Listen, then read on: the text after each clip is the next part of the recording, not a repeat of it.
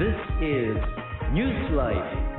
Representatives of presidential aspirants in the 2016 elections were present at today's 5th Arangkada Philippines Forum. They presented their candidates' economic plans to the business groups. Again, the details from Freddie Abando. It would have been a great opportunity for the presidential candidates in the May 9 elections to present their vision for the country to the Philippine Business Group and the Joint Foreign Chambers of Commerce in the Philippines. However, only their spokespersons were present for the 5th Arangkada Business Forum to assess the performance of the Aquino administration from 2011 to 2015. In fairness to Davao City Mayor Rodrigo Duterte, his running mate, Senator Alan Peter Cayetano, presented their roadmap for the nation. All of us here before you today will basically tell you the same things. And of course, we know who you are, so we also know what you want to hear. So the main issue is really who can get things done. And with all due respect to my colleagues, it will not be a lively forum if I will not be open, but I mean no disrespect. Corruption. There is a candidate here who cannot talk about corruption. And if he wins, it will just be like, you can clap if you want, that doesn't mean you won't vote for him. If he wins, it will just be like the ERAP or GMA or Marcos time, because these corruption issues will continue to hound him.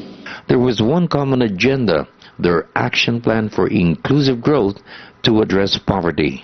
We are often asked if a Binay presidency will continue reforms initiated by the Aquino administration. Yes, he will. BP Binay believes that development requires sustained implementation of good reforms such as the conditional cash transfer and the PPP programs, with some improvements. Our main goal shall be to reduce widespread poverty and glaring inequalities between rich and poor families, between urban and rural areas, between Christians and Muslims and other cultural minorities. Our fighting target is to reduce the incidence of absolute poverty from the current 25% of the population to the 2015 Millennium Development Goal for the Philippines of 16%. We must be able to achieve higher economic growth while simultaneously ensuring that every Filipino, especially the poor and the other disadvantaged groups, benefits from that growth. Inclusive growth has been brought about primarily by the 4Ps program, our globally renowned conditional cash transfer program. We have funded it through the economic growth fueled by the Aquino government's commitment to transparency, good governance, and fair play, and spurred by the Filipino sense of enterprise. And we look forward to even greater economic growth and more investments in our people for us to reach first world status in one generation. We want you all to be part of this success story. We want you to help us invest in the Filipino, in more knowledge, talent, and skills for our people.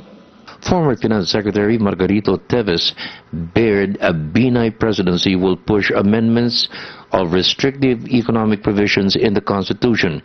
It was championed by Speaker Feliciano Belmonte in the 16th Congress, but failed to win the support of the President and was not approved on second reading in the House.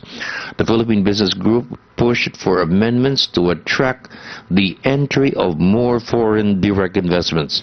To attract more investors to create the jobs we need, a Binay presidency will prioritize amending the economic provisions of the Constitution that restricts the entry of foreign direct investments, or FDIs, in some major sectors of the Philippine economy.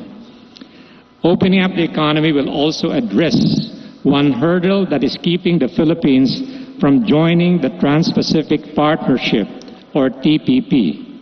Senator Alan Peter Cayetano reiterated Duterte's commitment to a federal system of government which will require charter reforms.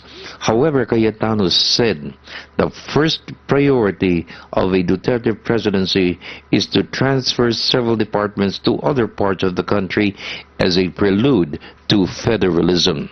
Ang constitutional change ay kasama sa Duterte-Cayetano platform sapagkat ang federalism ay hindi mo pwedeng gawin sa present constitution. But this is a step-by-step process. Ang gusto namin mauna, yung malipat yung mga departamento sa mga iba't ibang probinsya, ilabas ang pondo sa Metro Manila, ayusin ang transportation at ibang mga services sa ibang mga probinsya. Pwede itong gawin na walang constitutional change.